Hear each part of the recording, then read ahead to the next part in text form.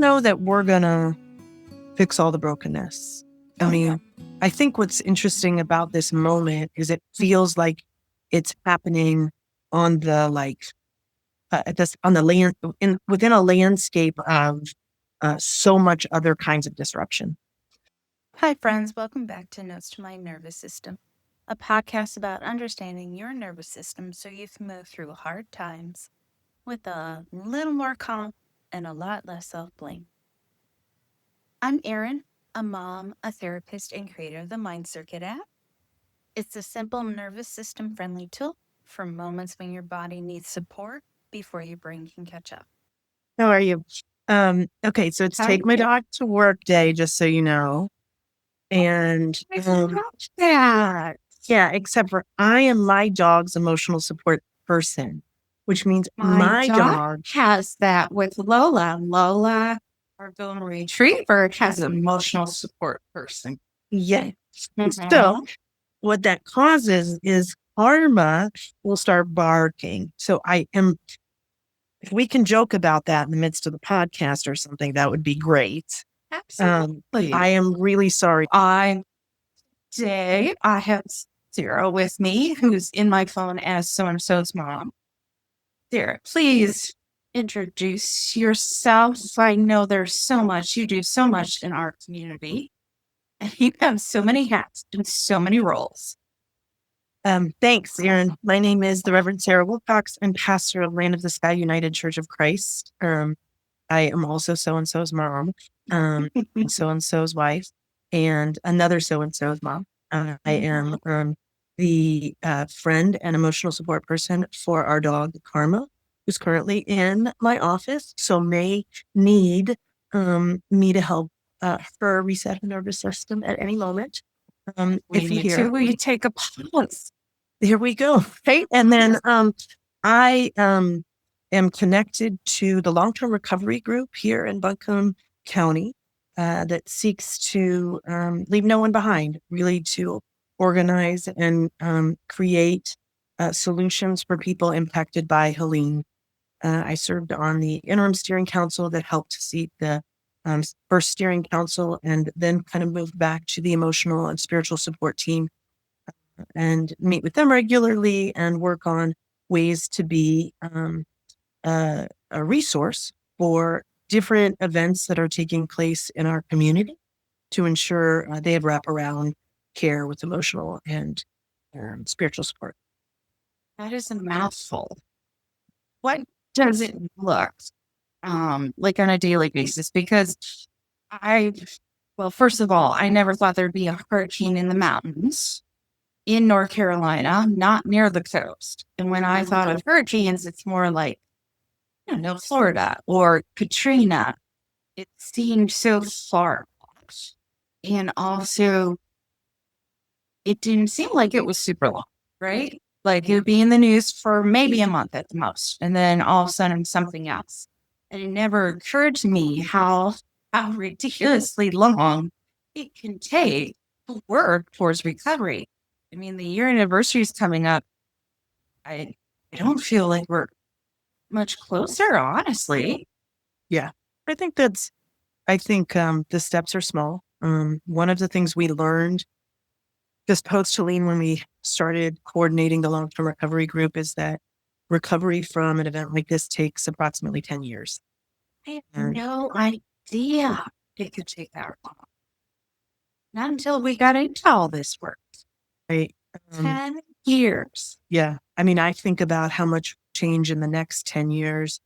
And then just in my own personal life, as a mom who has two teens, as someone who cares, kind of sandwich generation, right? Has adult parents who live nearby, or they live independently, but that will shift. Things will change. A lot is going to change for you.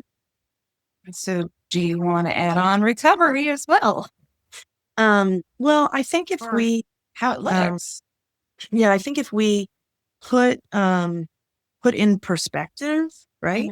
The evolution of how things change, instead of the kind of like the urgency, right? I mean, I think there's an urgency for people who don't have a place to live, or people who lost their jobs, right? Like there were shifts that took place because of Helene that created some urgency. I think long-term recovery shifts out of urgency and is an attempt to move into the sort of everyday reality of not yet restored and working towards it. And that is a goal that if enough of us continue to put our weight on that and put our energy into it, we'll get closer and closer to. My hope is that we go ahead. Sorry. Don't mind me, I interrupt my ADHD brain. Do you feel like there's a way to actually, I don't want to say like, oh, there's a way to turn it into good or something like that, but this awful thing happened, we can't undo it. Is there a way to be like strategic moving forward to recognize what was not working for us here in the Asheville area and do better moving forward, or figure out a better like way to move this forward or fix this? Because I don't know about you, but the idea of fixing something that was already broken, that just makes no sense to my. Yeah. But I don't know how to do that. Yeah. I don't know that we're going to fix all the brokenness. I mean, I think what's interesting about this moment is it feels like it's happening on the like on the land within a landscape of so much other kinds of disruption. Yeah, and there's a lot of shit going on in the world right now. Right. So like, I mean, when someone says to me, this we're going to do this for long-term recovery, I'm just like, is that Helene related? Because like, how do we separate those things out? At some point, Helene's impact, like there was a kind of the honeymoon moments months afterwards in which, I mean, really when everyone was lacking, when there was no water and no water, electricity, Wi-Fi. Yep. Right. Like everything kind of honed in. And it's interesting because I think all of the power in the future comes local. Adrienne Marie Brown's kind of stuff is from Emergent Strategy, talks about the kind of fractals and this idea that what happens at the larger level has to happen at the smaller level. So if we are ever going to disrupt the systems at the larger level, we're going to need to shift how we do it at the local level, how we understand things. In this current state specific to our own city, I'm not sure that I feel like people in leadership are looking to disrupt the way things were. I think they're trying to get just back to what was a system that wasn't really working for everybody anyway. But everybody knew it, expects it, knows how to handle it. The person who starts walking and loses weight and gets healthy and their asthma is better, and then a year later they go back to their old unhealthy patterns because it's just got normed. Yeah. So how do we remind ourselves not to do that? And I'm just kind of putting it out there in the atmosphere. I don't expect you to have all the answers. Yeah. But I think it's a good question. Sometimes I think just having the right question helps. Not necessarily that you know the answer yet. Yeah, well, it's interesting because some of the work that I have done was trying to, like I'm in the midst of getting a certification for something called the Blueprint of We. And it's at the bottom of my email, but it's through Collaborative Awareness, which is, there is a couple out of Fairview, but not Fairview, Fletcher. Okay, that's all wrong. That's Flat Rock. I had all the F's. You said every single, yeah, it's like a game here. I've said all the F's. What other F's can I get in here? Franklin. No, it's Flat Rock. They live in Flat Rock. And one of the things they would say is that we don't ever, solution-oriented thinking is not actually the way to get to anything creative. Oh, that's true. So like the The second we're solving a problem, we've shut down the creative capacities in our We're in our not curious. We're not exploring. We're not sitting there being uncomfortable, recognizing that it's okay not to know the solution. Yeah. Couldn't agree more.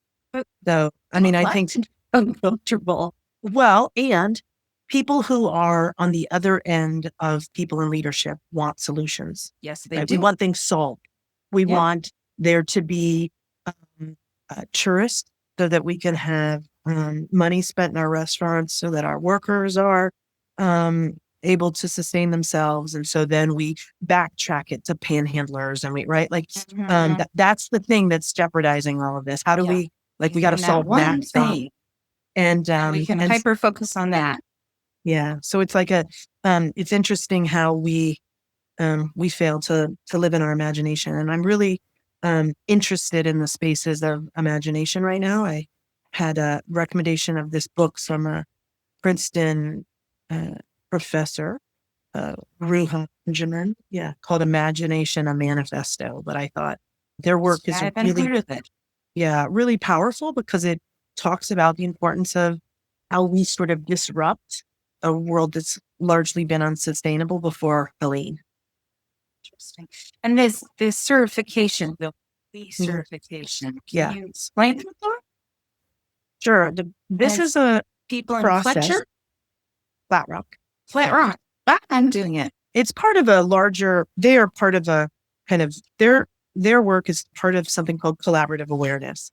But what they acknowledge is that you can have a bunch of very self-aware humans in a room, and they can also not be able to achieve much together.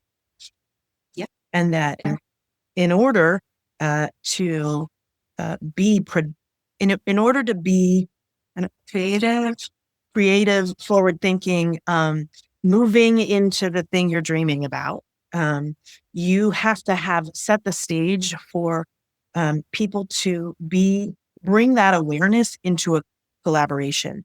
Be aware of the we that we create when we're together, not just the me that I bring in. So some of that is through a process called creating these blueprints.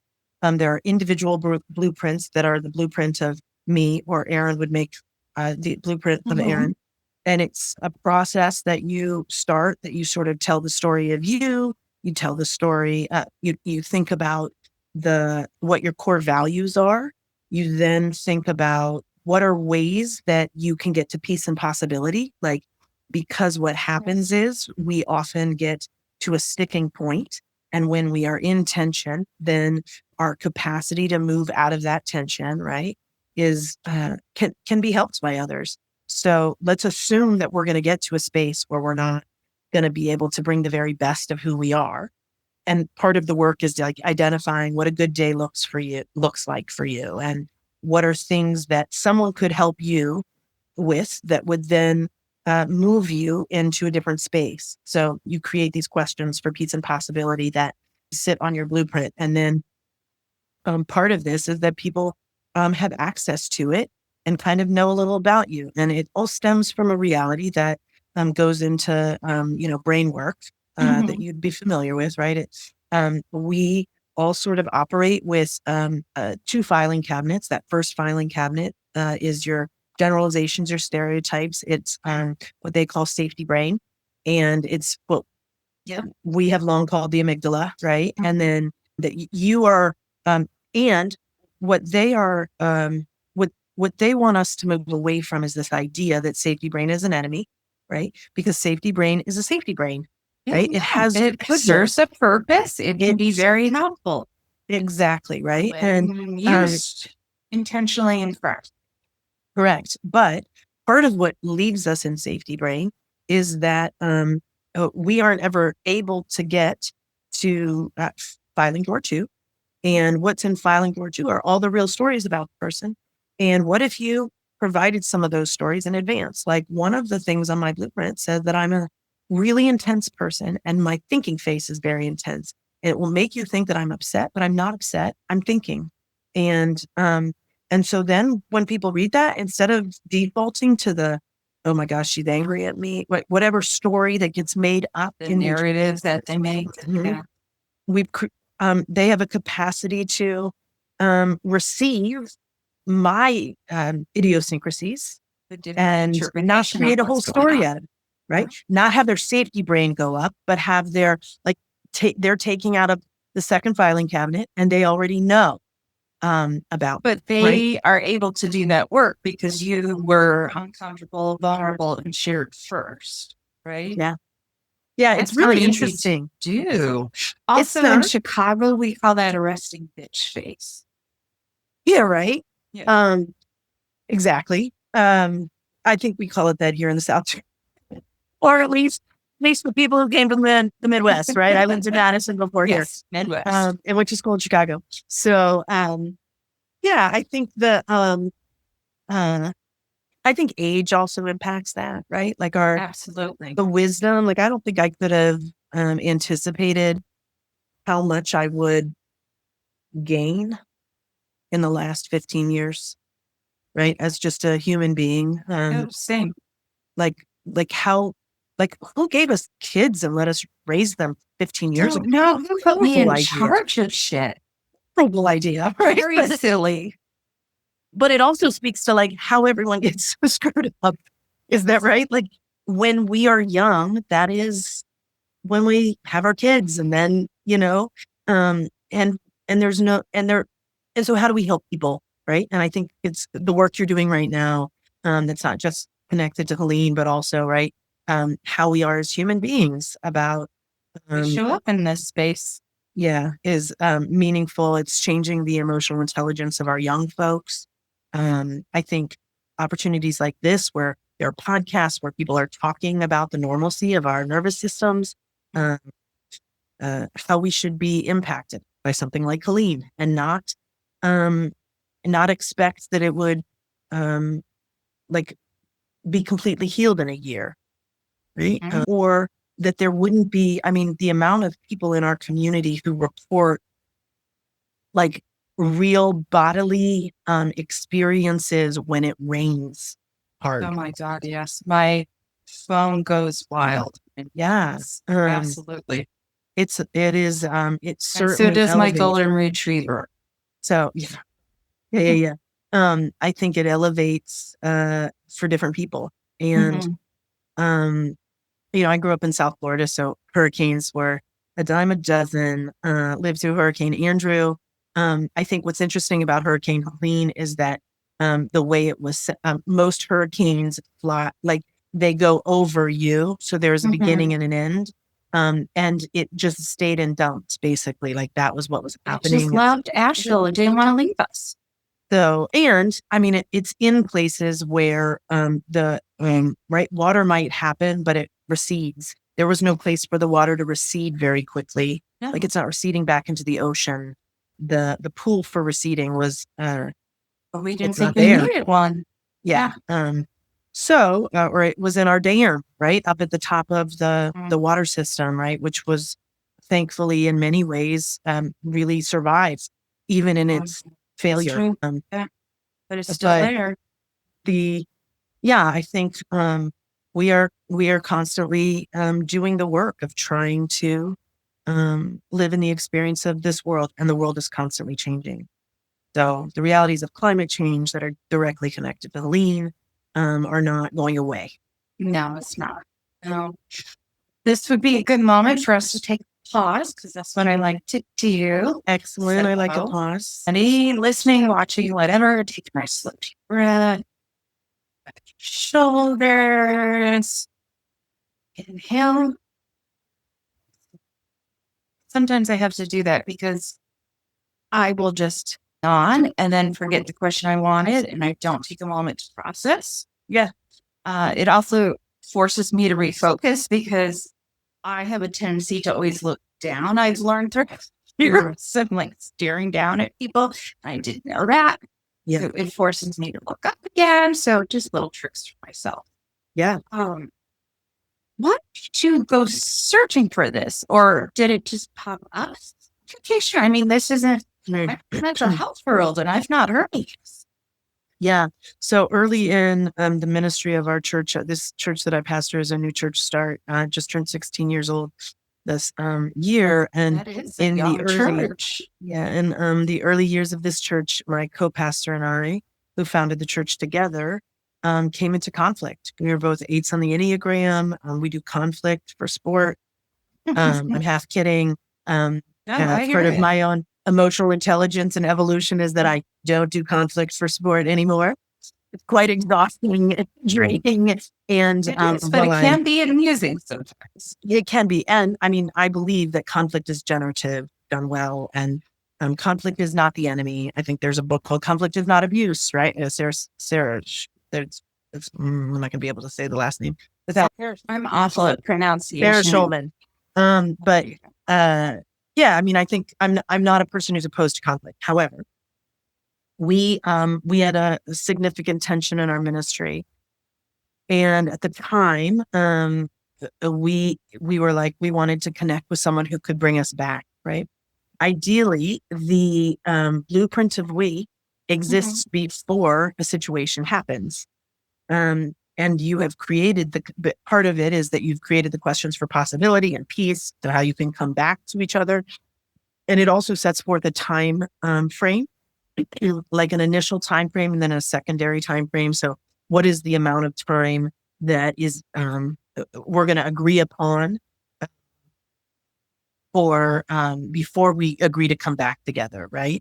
So someone who's an external processor wants to get it done right now. Oh, yeah. Like, I don't want to sit in this for the next 3 days because I'm just going to That's me. ruminate, right? I want to Um, took it and all then- out. Let's go. Yeah. Don't go to sleep. Let's Yeah. sleep for hours. That could Don't do it. be Chicago. It could be direct Could be. Chicago, Midwestern Could be, stuff, you right?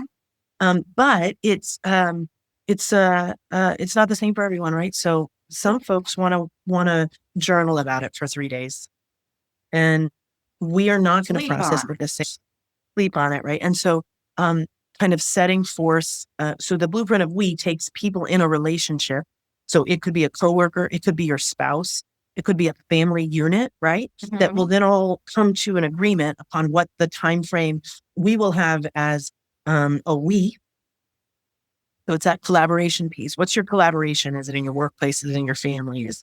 And then you come back in that time. If at that time you say, I'm not ready, like there's one pause, like I'm still not ready, and then a requirement for how long So they you can't can let it go. keep. No.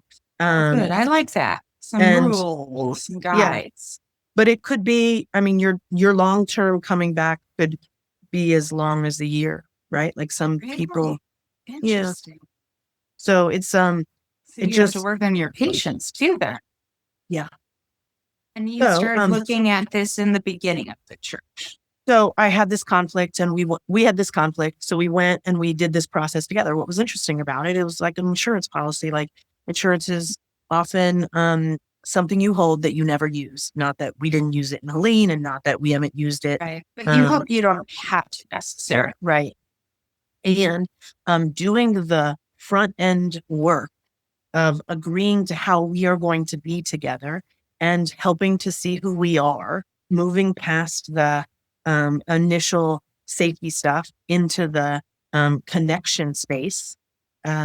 It's about giving us that opportunity. So we never had to use it again. We really didn't have any more conflicts. And, we're still colleagues and friends today. She doesn't pastor with me anymore. She was up near the DC area.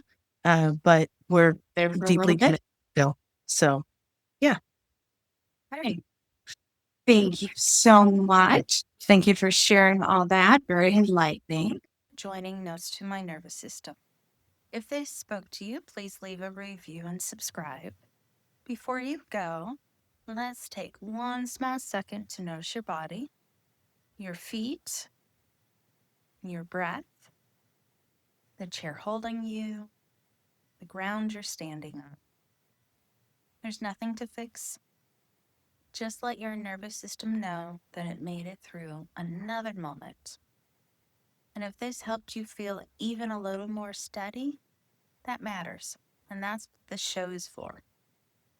And if you want more of these gentle, science-based resets between episodes, at night when you can't sleep, when you need to slow your brain down, find my app, Mind Circuit in the Apple Store or Google Play. It's a quiet place to help your brain come back online when life feels loud. Thank you for being here. Your nervous system deserves care, not pressure. And as always, be kind to your own wiring.